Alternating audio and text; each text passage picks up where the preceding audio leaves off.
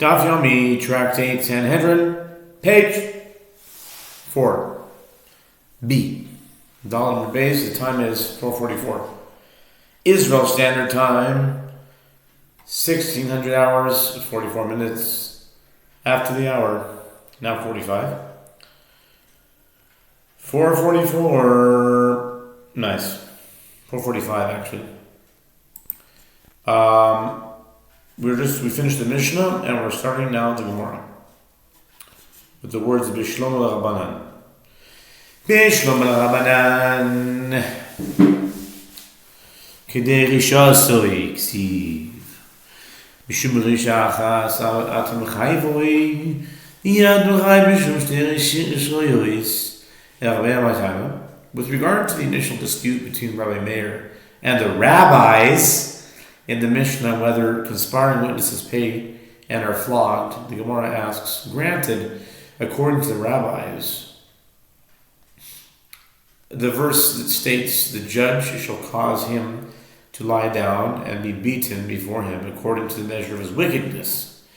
Deuteronomy 25:2 is written concerning one who was liable to receive lashes, from according to the measure of his wickedness. It is inferred with regard to an individual who commits one transgression. For one evil doing, you can render him liable. But you cannot render him liable for two evil doings. Meaning that one cannot receive two punishments for the same act. But according to Rabbi Meir, what is the reason that he is punished twice for committing a single transgression? Amar Ula said, Gamar mi Moti Shemra, ma Moti Shemra loke umishalem, afko loke umishalem, ma Moti Shemra shekin kinas. Savar Rabbi Akiva Damar Eidim Zaymin Kanasahu. Ula said that Rabbi Meir derived this halacha from the halacha concerning one who defames his wife, claiming that when he consummated the marriage, he discovered that she was not a virgin, just as the defamer is flogged and pays, as it is written, and they shall chastise him and fine him 100 silver coins. Deuteronomy 22:18-19. So too, everyone who commits a transgression punishable with lashes and a monetary payment is flogged and paid. The Gemara questions this derivation. What is notable about the case of a defamer? It is notable in that the payment of the defamer is a fine, which is a fixed sum that the Torah deems him liable to pay. How can the halacha of conspiring witnesses, whose payment is monetary restitution, be derived from there? The Gemara answers, Rabbi Meir holds in accordance with the opinion of Rabbi Akiva, who says the payment that conspiring witnesses are liable to pay is a fine.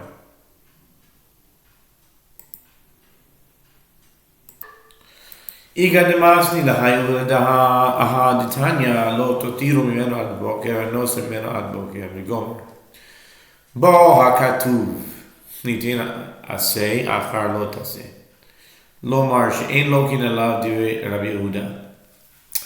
The Gemara comments, there are those who teach this statement of Ula with regard to that which is taught in a Braita. It is stated with regard to the Paschal offering. And you shall let nothing of it remain until morning, but that which remains of it until morning you shall burn with fire. Exodus 12:10. The verse comes to provide a positive mitzvah to burn the remains after it has taught a prohibition, which states, you shall let nothing of it remain, to say that one is not flogged for its violation. This is a statement of Rabbi Yehuda. This is a prohibition whose transgression entails the fulfillment of a positive mitzvah in which the mitzvah serves to rectify the violation of the prohibition, and no lashes are administered. Rabbi Akiva Omer, Lo min Hashem huzeh, Ela mishum dehavele lav shein boy maise. Chol lav shein boy maise ein lo yikin miklal. The Rabbi Yehuda savar lav shein boy maise lo yikin lav minale. Rabbi Akiva says the fact that one is not flogged is not for that reason. Rather, it is due to the fact that this prohibition, you shall let nothing of it remain, is a prohibition that does not involve an action, as one violates the prohibition through failure to take action, and concerning any prohibition that does not involve an action, one is not flogged for its violation. The Gemara learns by inference that Rabbi Yehuda holds, in principle, with regard to a prohibition that does not involve an action, that one is flogged for its violation. From where does Rabbi Yehuda derive that one is flogged in that case? Amar Ulam Gamar Mimotzi Shemra Ma Motzi Shemra Lav Sheboy Maise Loikin Alav Av Kol Lav Sheboy Maise Loikin Alav Ma Motzi Shemra Shekin Loikin Mishalem. Ula said, Rabbi Yehuda derived this halacha from the defamer, just as the defamer violates a prohibition that does not involve an action, as it involves only speech, and one is flogged for its violation. So too, with regard to any prohibition that does not involve an action, one is flogged for its violation. The Gemara questions this derivation. What is notable about the case of the defamer?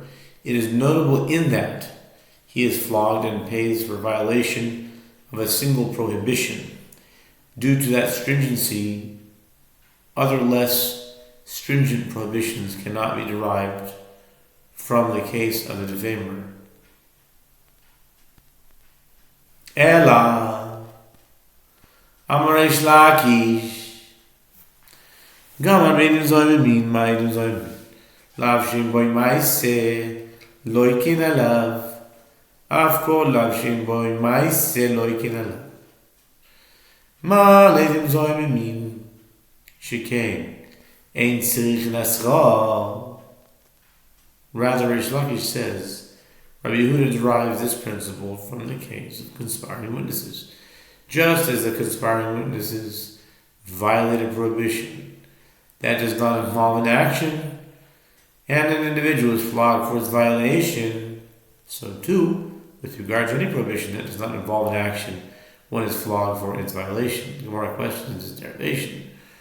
What is notable about the case of conspiring witnesses? It is notable in that the witnesses do not require forewarning in order to administer their punishment, which is an exception to the principle that corporal punishment may be administered only after forewarning.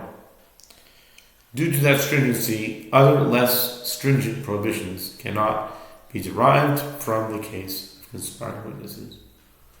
Motzi Shemra Yochia Dechazar Hadin Lori Ze Krize Velo Rize Krize Atzar Shabash Behen Lav Shim Boy Mais Velokin Alav Av Kol Lav Shim Boy Mais Velokin Alav. The Gemara answers, the case of the defamer will prove that the absence of forewarning is not a significant factor, as the defamer requires forewarning and nevertheless is flogged for a prohibition that does not involve an action. And the inference has reverted to its starting point. The defining characteristic of this case is not like the defining characteristic of that case. And the defining characteristic of that case is not like the defining characteristic of this case. Their common denominator is that, in both cases, there is a prohibition that does not involve an action and one is flogged for its violation. So too, with regard to any prohibition that does not involve an action, one is flogged for its violation. Mat l'tzad Jewish ben shekain kanas haloi kasha Yehuda lo savar la Rabbi Akiva. The Gemara questions this variation. What is notable about their common denominator? They are notable in that payment is, in both cases, is a fine, and therefore other less stringent prohibitions cannot be derived from them. The Gemara answers this is not difficult. Rabbi Yehuda does not hold it according to the opinion of Rabbi Akiva that the payment of conspiring witnesses is a fine. In his opinion, therefore, that is not a common denominator. Ela Ma l'tzad Jewish ben shekain yesh ben tzad chamur v'Rabbi Yehuda tzad chamur lo parach. Rather, the Gemara proposes an alternative refutation. What is notable about their common denominator?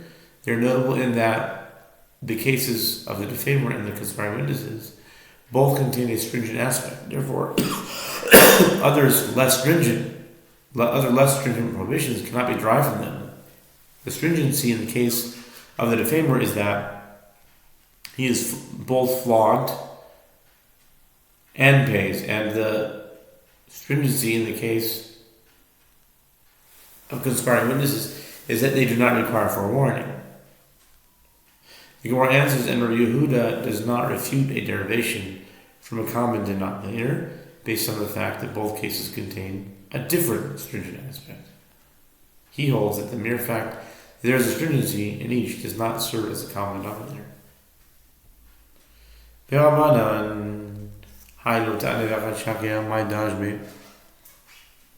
Gemara resumes its analysis of the dispute between Rabbi Meir and the rabbis in the case of conspiring witnesses who testify that another is liable to receive lashes.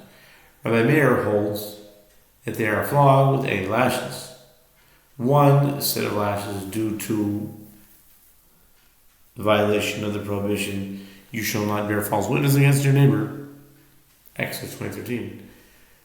And one set of lashes due to the verse, and you shall do to him as he conspired, Deuteronomy 19:19. The rabbis say they are flogged with only 40 lashes due to the verse, and you shall do to him as he conspired. The Gemara asks, with regards to the rabbis concerning this verse, you shall not bear false witness against your neighbor, what do they derive from it if one is not flogged for its violation? Ami Boyle Azalem Zemen. There are mere Zalem Zemen Valley. Yirmiyah Nafkele Vanish Arim Mishmu Yurau Lo Yosifu Od. The Gemara answers they require that verse as a prohibition against conspiring witnesses. Every punishment enumerated in the Torah, including that of conspiring witnesses, is accompanied by an explicit verse prohibiting the action that results in the punishment.